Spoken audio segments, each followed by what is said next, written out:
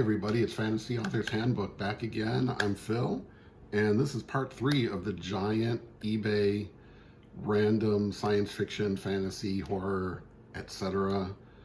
Book haul. Go back and watch the first 2. You have to, so I'm not going to do the whole setup, but basically I bought a giant box of random paperback books from an eBay seller, and there's some great stuff in here. This third video, I'm going to do all the random stuff. And by random, in this case, I mean that there were at least these 20 books or so that there was only one book by that author. And the previous videos, you saw some that were sort of collections of books by, Harlan Ellison, etc., that all just kind of happened to be together. These are just individual authors, some of whom are new to me, even though these books were coming out in the 70s or early 80s, and even into the later 80s. So anyway, let's just dive into the random authors. There's some great stuff in here. Starting at random with Star-Lord. Here's a question for you. How many characters, how many books, comic books, obviously, use that name Star-Lord? Character's name Star-Lord, book, story name Star-Lord. That would be, I think, worthy of some exploration, maybe a blog post or a video here. The history of Star-Lord in all of, I guess, his various and sundry forms. This one is by Louise Lawrence. Great pocketbook edition. Really kind of interesting, cool cover. I'm kind of working on my glare situation here. Mountain with a guy's face floating on it. Irresistible, right? Lovely blue. From this era, 1978 and earlier, these kind of monochromatic or just sort of heavy color scheme covers, I think, are just really cool. Anyway, Louise Lawrence, her real name was Elizabeth Holden. She's a UK author, passed away in 2013. And new to me, a new name to me anyway. She, even though she had 16 novels to her credit starting in 1971, Andra, I guess, was the title of that. And if it looks like I'm glancing down, it's because I'm reading off some notes here. I come prepared. Anyway, this is kind of cool. That's the front. Here's the back. Again, really know nothing about this, but I'm excited to sample the wares of Elizabeth Holden, aka Louise Lawrence. Next. Okay, here's a cover. This irresistible cover. Look at this one, right? The Snake on the Grave by George Beer. This is a Warner book. Warner Books was an imprint that was actually pretty important. Published a lot of science fiction back in the day, and then I don't know if they're still around. I don't think they're still around at all. They may have just sort of changed names, how that kind of stuff works. This is the first printing of this book in really actually terrific shape. 1975. It says it's a novel. Where is it? It says that right on the top. A novel of suspense, sex, and sadism. Not sure what I've gotten myself into here, but is this, sort of sci-fi 50 Shades of Grey? I have no idea. There's really little. I was not really able to get any information online about George Beer. That might be a pseudonym. I guess he was Australian. But all the Google searches came up with the English painter, the 18th century English painter, who was obviously not the same person, I don't think. But George Beer has 3 more books to his credit. Completely new to me, I don't know, right? I'm not going to, completely dismiss it, because I don't do that. I don't completely dismiss books that I've never read. And please don't do that yourself. But, there's some blurbs on the back. It looks like it was getting reviewed. I don't know, right? Another one completely new to me. And this is really, I've talked about how there were 2 authors who had really important books, or important books to me anyway, in this lot, and why I bought it, why I paid what I paid for it. But the, you know, in a second place by a nose is the author I've never heard of, books I never would have really necessarily come across, but that I'm excited to read. Kind of irresistibly weird cover. The Snake on the Grave. Fabulous. This one's kind of weird, right? Maybe this one, you know, you can put in a separate video of paperbacks from hell, right? That's becoming a kind of a trendy thing now, right? Going back to 1980s horror. Shadow Fire by Lee Nichols, who is actually Dean Koontz. Why the pseudonym? Don't know. Ask Dean Koontz. This would have been right around the same time that Stephen King was writing as Richard Bachman, who was obviously outed as quickly as the publisher could talk him into it, right? Because certainly a book with Stephen King's name on it is going to sell better than almost anybody else's name on the cover of anything. But this is Dean Koontz, a big, chunky, big novel of horror. I looked this up and it's going for like $16.99 on Amazon, even though it is currently in print, but with Dean Koontz's name on the cover. So anyway, full on 80s paperback from hell. I love horror. I've read Dean Koontz before. I will read this. It goes into the big giant to be read pile. You go. This is one where I screwed up. This is a mistake. I know it's hard to fathom, but I'm capable of doing that. I said that this whole lot today, or this video, will be all authors who did not appear otherwise in this big lot of books, and these will be sort of one-offs by each one. Not true of Jack Chalker, who actually there is a book that I had shown you in one of the previous videos. Sorry. Anyway, so there were actually two by him. This is Web of the Chosen. This is the first edition from Del Rey, 1978, with this cool cover art, right? Groovy, weird aliens. How about that? So the cover artist is actually Ralph McQuarrie, who was really the principal concept artist for the original Star Wars. So fans of science fiction art and artists, rejoice in Web of the Chosen. I don't know, right? I mean, the cover just definitely looks like kind of a late 70s science fiction thing. I'm excited about it. Again, short, right? Not too long. With the Science Fiction Book Club fold-out ad inside. That apparently no one chose to sign up for yet. This would have been right around the time when I was a member of the Science Fiction Book Club. I had that Foundation Trilogy edition. Why didn't I keep that? Why didn't I keep all of those books? But that's kind of cool, right?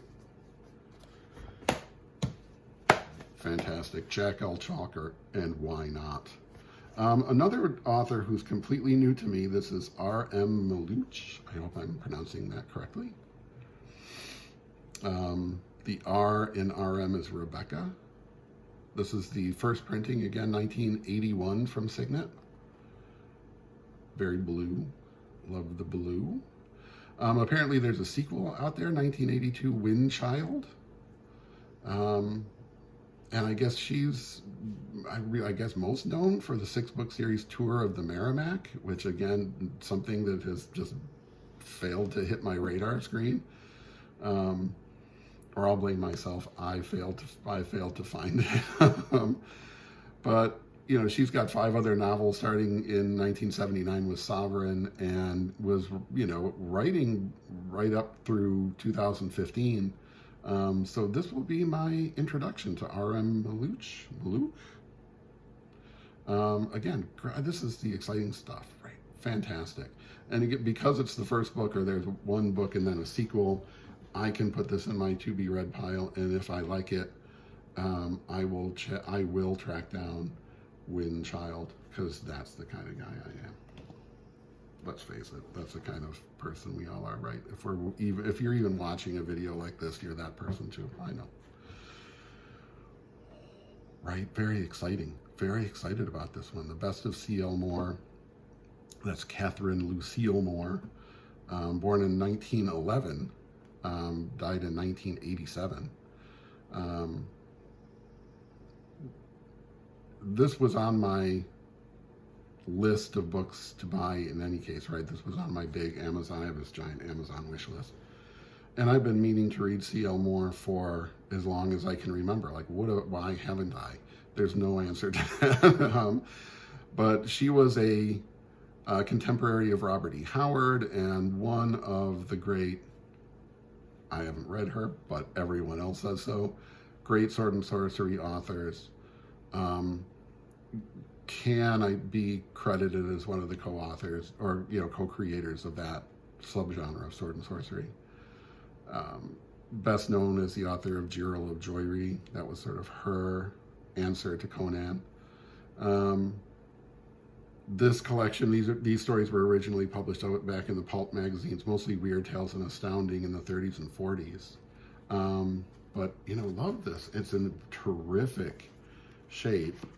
Del Rey. Weirdly enough, this looks like the second Canadian printing, 1981. Kind of a weird addition to have. And again, looks like it's just unread, really.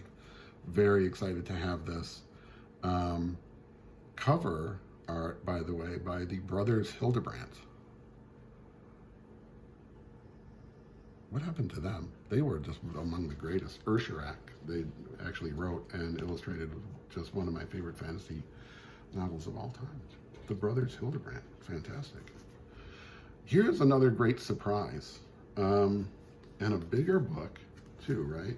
Again, unusual because most of what we've been looking at are things like, Wind Dancers, very, very skinny at the time. Jack Chalker just kind of got in there, told the story, got out. These are almost as long, the two of them together, as Two Planets, by, again, an author who has just never found his way to me. And that's too bad. This looks really interesting. Kurt Laswitz, a German author, and this is going way back, all right? So he died in 1910. This is the 1976 Popular Library edition. It was first published in English. Again, this was translated by Hans Rudnick. This was originally written in German.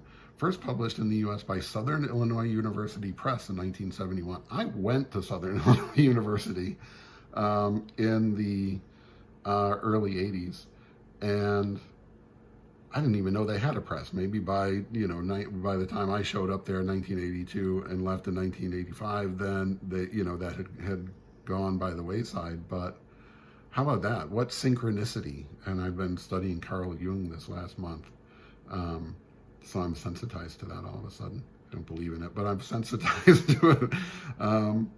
But this was originally published in German in 1897. So how about this, right?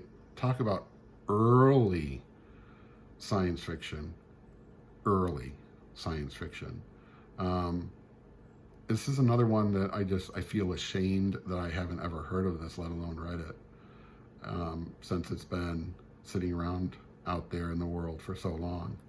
And I'm just, as a student of the genres,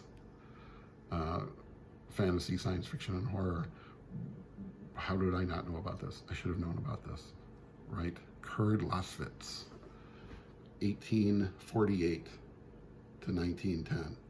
First published 1897. Wow. It's called Two Planets.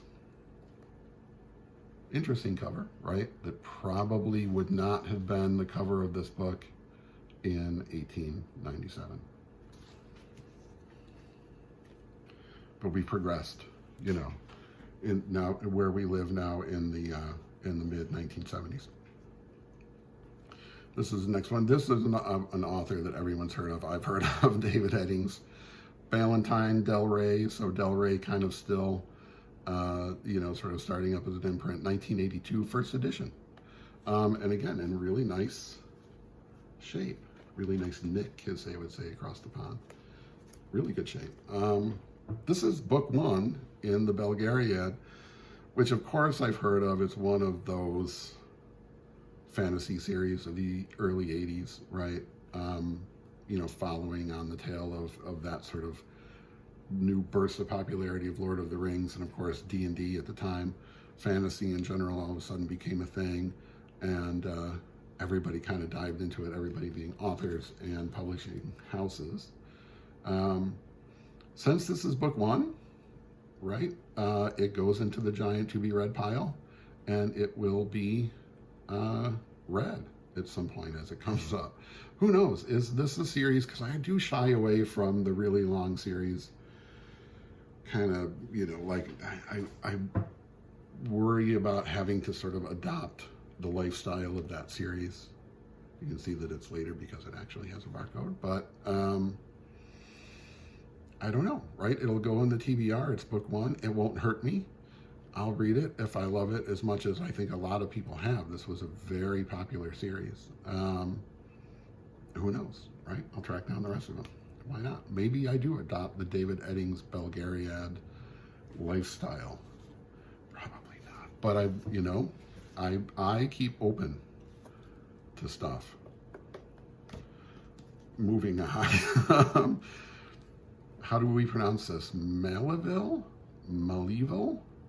Mal evil? That would probably translate as bad evil.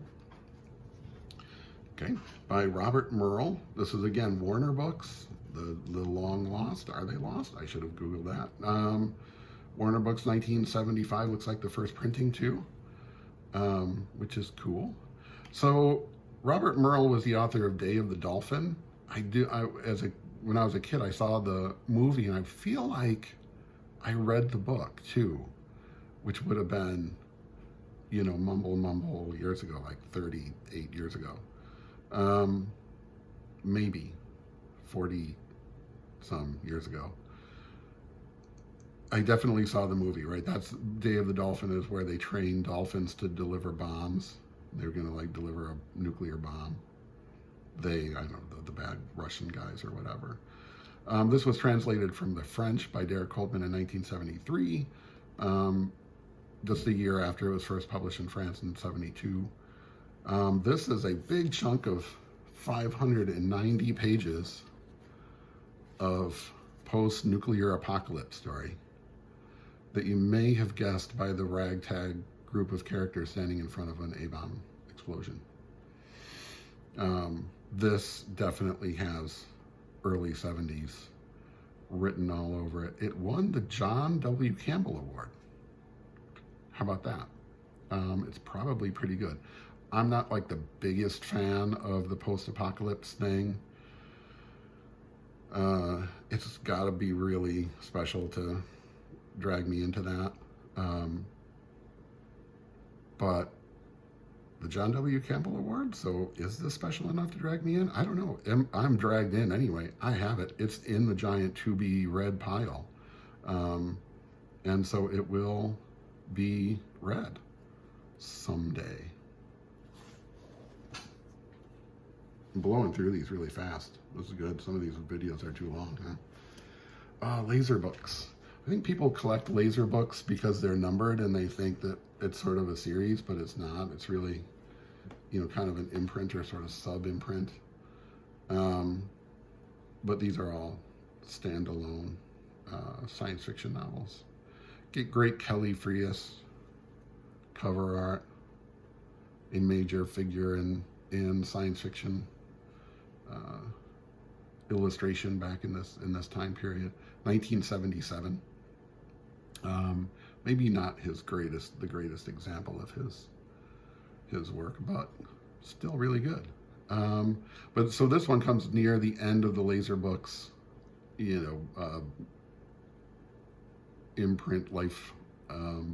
There were 57 altogether. So this author, he's somebody that I kind of really haven't read before. R. Faraday Nelson is actually Ray Nelson. Most famous for, if I guess, well, let's say famous for, known for. The story 8 O'Clock in the Morning, which was adapted by John Carpenter as They Live. So this is the author of the, the story that became one of the great, weird, insane 80s sci-fi movies. That alone is enough to put this firmly into the TBR, and we'll hope that this will very soon be ARD. Looks like a fun standalone space opera thing. Love the, you know, the laser books. You gotta have a love-hate relationship with too much going on in the trade dress, but cool wraparound cover, right? Kelly Frias again. Alien back there, groovy spaceship. Yes, right? R. Faraday Nelson. Why not just Ray? Let's call him Ray. His name is Ray. Ooh, another one, completely unknown to me. Crazy cover by Jack Gagan, another one of those like great, crazy sci-fi artists. 1968 from Paperback Library. Another kind of lost publisher. Ooh, design, like really going on there, right? Like they really wanted you to see this book on the shelf. This is the third printing from 1968, originally 1962 publication. It actually was, first the original title was Twinkle, Twinkle, Little Star. I think Echo X is better. I would more likely read this, right? I would more likely find, pick up Echo X and say like, well, that just feels like a giantly awesome 60s sci-fi novel. Twinkle, Twinkle, Little Star, maybe not so much.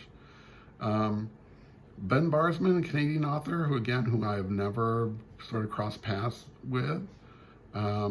It looks like this is his only published book, and that makes it an especially rare and intriguing find. I don't know. I mean,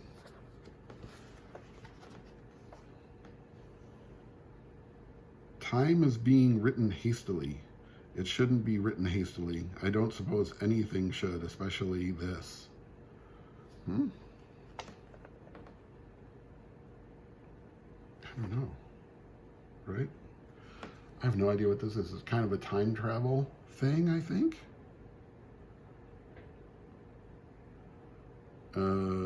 Signals coming to England from outer space. It's all good. It goes into the TBR and it will be ARD. I promise. Echo X, nay Twinkle Twinkle Little Star, by the enigmatic Ben Barsman. Kind of an in-between. Not too short, not too long. I don't know. And of course, right, it's 1968, so the sprayed edges. Nobody knew why that happened back then. almost to the book, but there it is. Crazy cover. What's not to love? Echo X by Ben Barsman. It's in. Fred Hoyle. Okay, Element 79. This is the Signet paperback 1968. There's a hardcover original in 67. Fred Hoyle was actually an astronomer, right? So I don't know if necessarily the first, certainly, and certainly not the last scientist to then go into the, fiction game. Fred Hoyle coined the term the Big Bang. So, he was at St. John's College, Cambridge, a fellow of the Royal Society. He was a serious astronomer, but also wrote a good batch of science fiction. The Black Cloud is pretty famous, and A for Andromeda. I do have a copy in the giant pile of paperbacks, random paperbacks to be read, of Rockets and Ursa Major.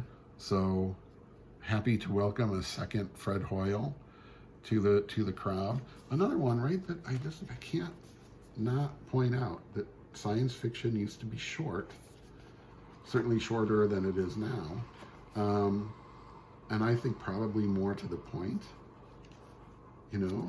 Signet, the New American Library. with a very early science fiction book club ad. Yours for only 10 cents. If you can convince your mom to write a check and send it, and you can send in the thing. That was hard, but I got it to happen a couple times as a kid, or at least once. Fred Hoyle, Element 79. Right, fantastic. Excited about that one. How about okay, we're talking about cover art. Look at that one. Oh, so spooky. It's spooky. You know, what's scarier than kids? Clowns. And number one, then kids. Nowhere on Earth by Michael Elder. And yet again, another UK author I have never run across before. This is a 1972 first US publication from Pinnacle. This is first in a series. And again, remember, we talked about it. If it's number one in the series, it goes in the TBR file. If I like it, I will track down the other 4 books in the series.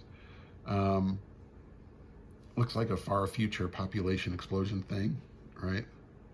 The creepy cover and the perfect, 1972 title treatment. Fantastic, right? Michael Elder passed away in 2004.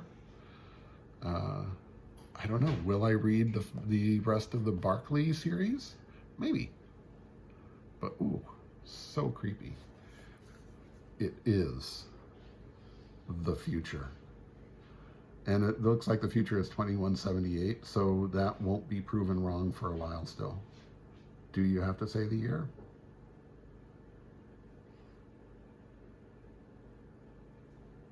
I don't know. This one's so super cool. So I'm an absolute huge fan of Edgar Rice Burroughs in general, and the Mars series, the whole John Carter thing in particular, just I remember checking A Princess of Mars out of the library as a kid and just sitting there and devouring it. I just loved everything about it. And I wasn't the only one.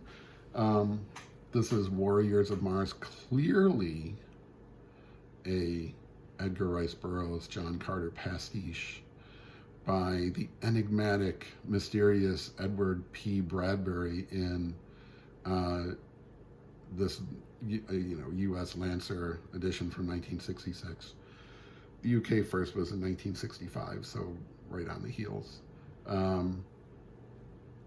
So Edward P. Bradbury, who is that? It's actually Michael Moorcock. This is Michael Moorcock, just kind of diving right into Edgar Rice Burroughs. So the big guy fighting a clearly John Carter character are not the green Martians of Barsoom. They're the blue Martians of Michael Moorcock's version of it. This is the first book in a 3-book series, Warrior of Mars series. Blades of Mars and Barbarians of Mars follow. I need the rest of the series. It's going to go into the big, it's not going to go into the big TBR random pile. This is going to go into the collect the rest of the series and read them all together shelf, which is starting to get bigger and bigger. I need the rest of the series. I've heard of it. I knew that it was out there. It's Michael Caine and not John Carter. Michael Caine. But pure sword and planet science fantasy from one of my favorite authors of all time, Michael Moorcock. Just going to make sure that this goes onto the shelf, and the rest of that series is gonna be collected. Very excited to have that one. Here's another. I was kind of dimly aware of this author. I've heard of Max Ehrlich. The Edict. This one's coming from Bantam in 1972. If you like the front, you'll love the back because it's basically exactly the same.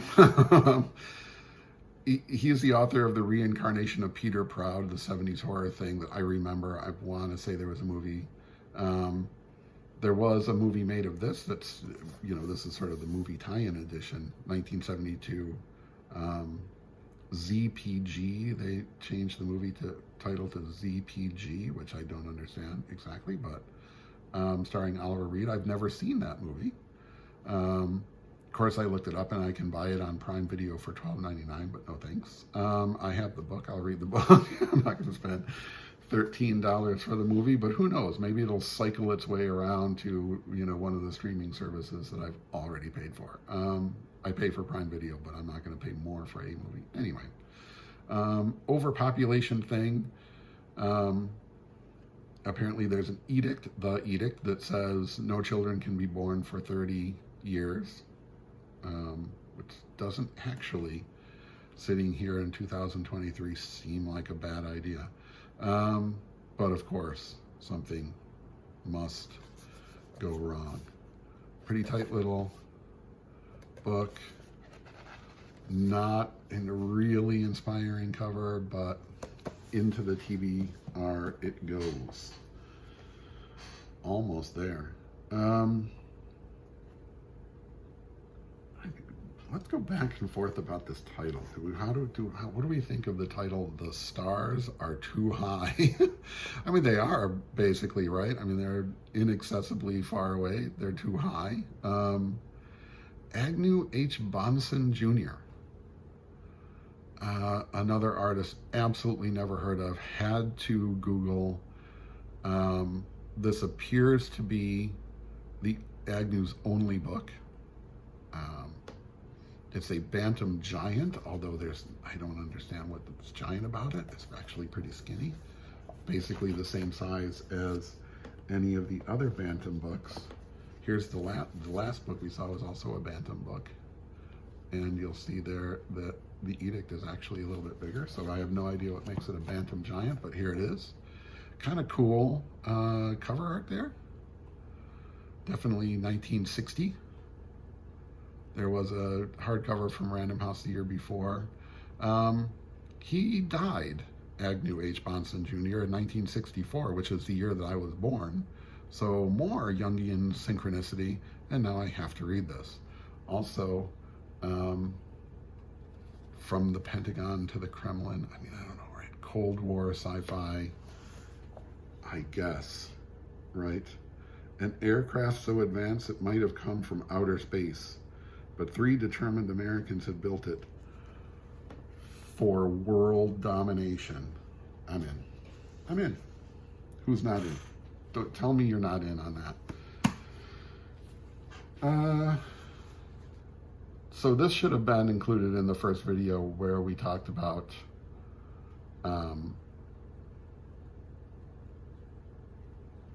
things that aren't actually science fiction or fantasy. I don't think this is it? Queen Cleopatra by Talbot Mundy. This is the 1978 Zebra edition, originally published in 1929. So old, kind of classic thing. Groovy cover, I guess, right? Sort of updated cover, obviously, for the time. It's volume 5 of Tros of Samothrace. I just don't see me reading the first 4. Comment below, am I missing out? Should I have been reading this all along? Should I have read that? Have you read this series by Talbot Mundy from the 20s? I mean, I'm as interested in ancient history, Cleopatra in particular, I find fascinating. Should I be? I've read the H. Rider Haggard book and loved it.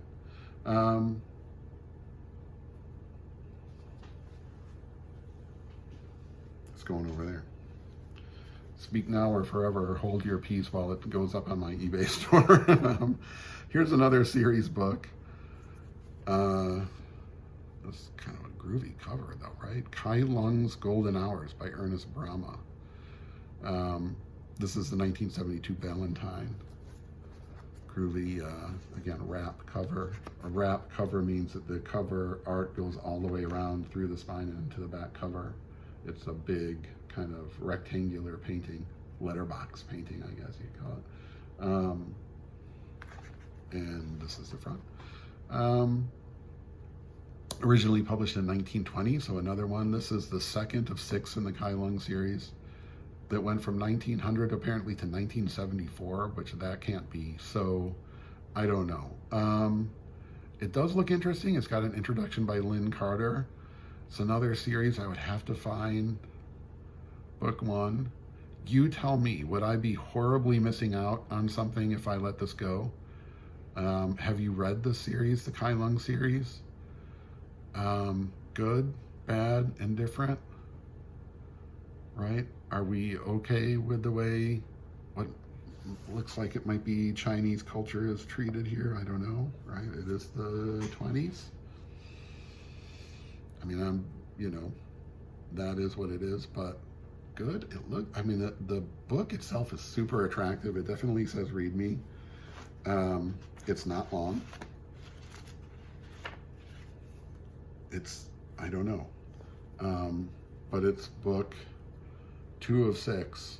Tell me if I should read this as quickly as you can, lest it go up on eBay with Queen Cleopatra.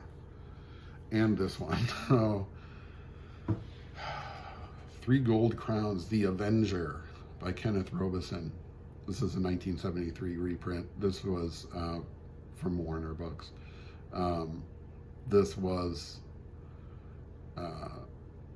an Avenger story that was originally published in the pulps in 1940. Kenneth Robeson you might recognize from Doc Savage. I have over there, which you can't see, a whole collection of Doc Savage books. I still need some more to finish it out, that were all published around the same time, not from Warner. Those were from Bantam, but Kenneth Robeson in the case of Doc Savage was actually Lester Dent. In this case, Paul Robeson was Paul Ernst.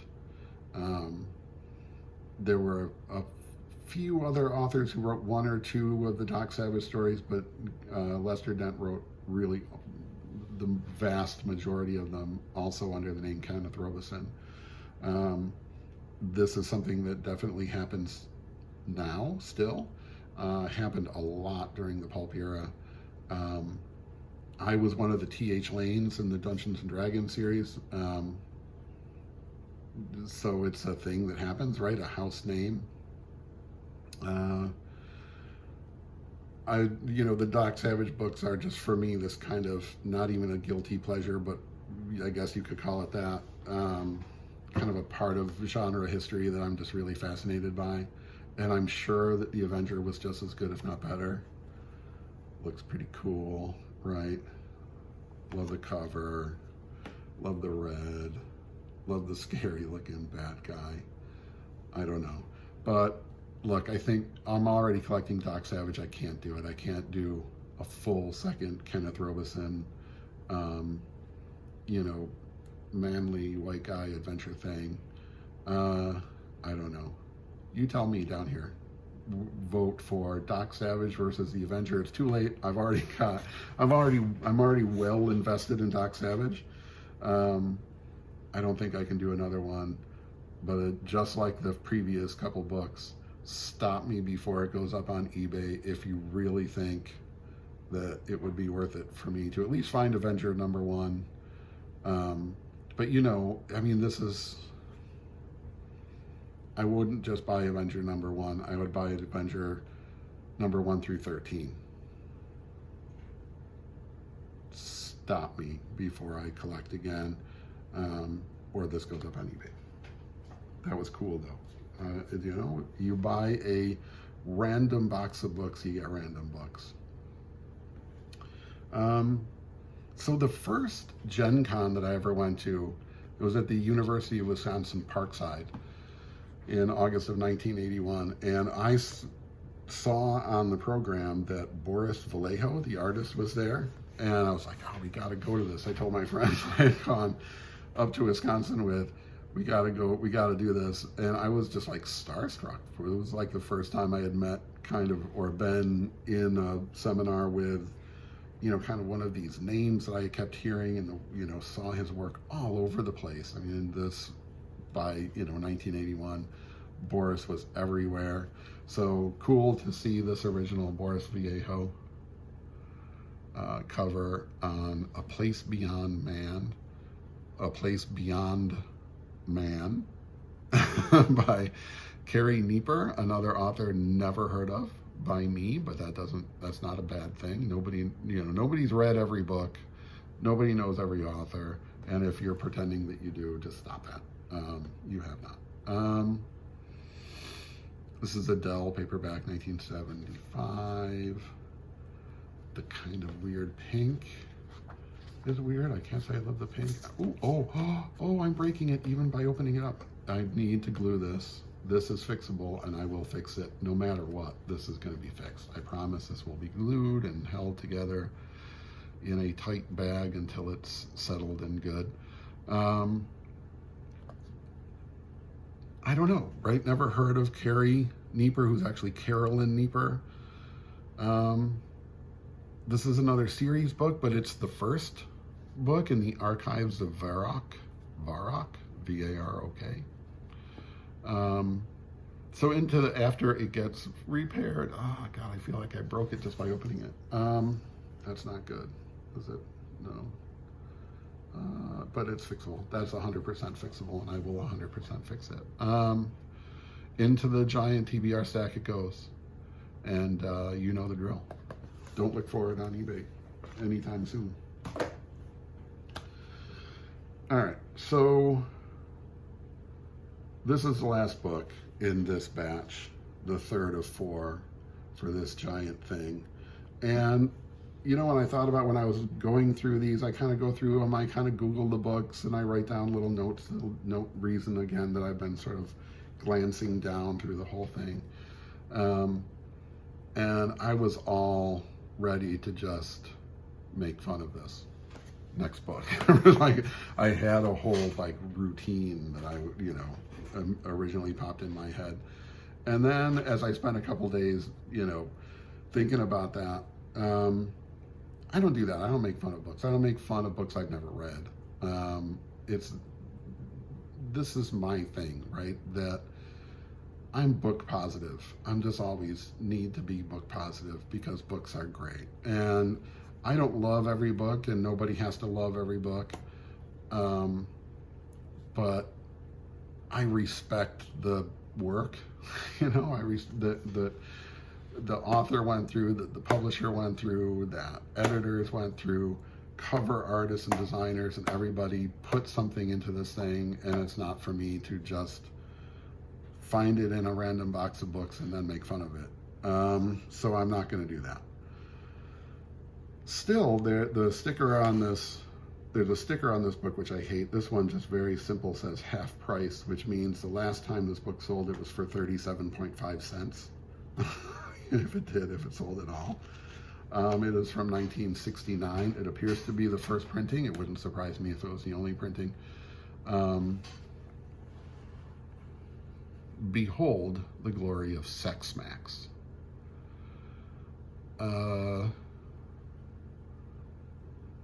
So this is by Hughes Cooper. It is the only book by Hughes Cooper that's listed on Goodreads.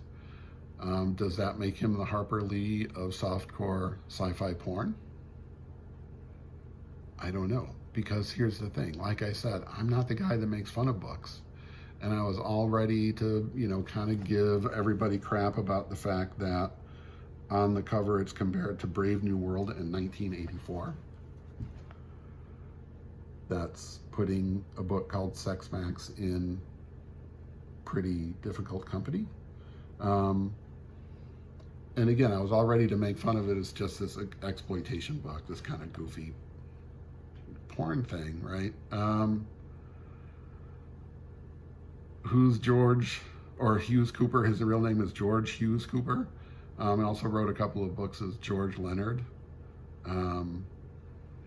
But just kind of a guy who was out there writing. Was this actually a great book? I have no idea. I've never heard of it. I clearly have never read it. Ed Max, Job Max, Health Max, Sex Max. I have to read the back cover copy. I just have to, because it starts sort of where you would expect this 1969 sci-fi book that was, you know, clearly still in a time period for genre publishing where the audience, the expected audience, was men. So this is this just some kind of porn thing? I don't know, right? But here's what the back cover says. From cradle to grave, life was maximized by a benevolent state. That's state with a capital S. War had been abolished long ago, so had most illnesses. Men who lived to be 50 were rewarded with a period of state-sponsored sexual license, sex max. So, anyway, widows could comfort themselves with a service assignee, a young man computer matched on the basis of propensity and performance. So here comes the big switch, right? Are you prepared for, I mean, I don't know. I should have, I'll put trigger warnings before we even get to this section.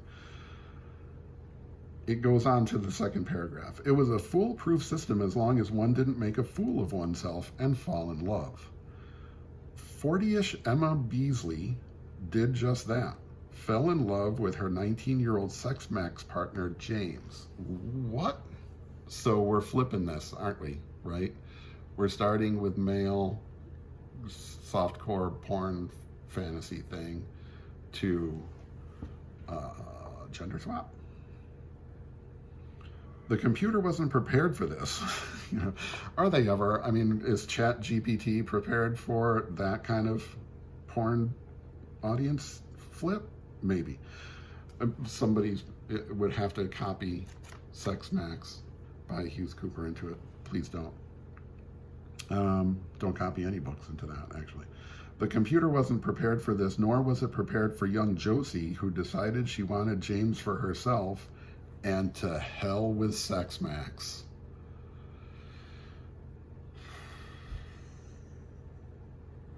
Does this? I mean, because now it says that there's something more going on to this than just, oh yeah, dudes get to have sex when they turn 50, which is weird. I don't know, Hughes Cooper may have been about, 50 at the time.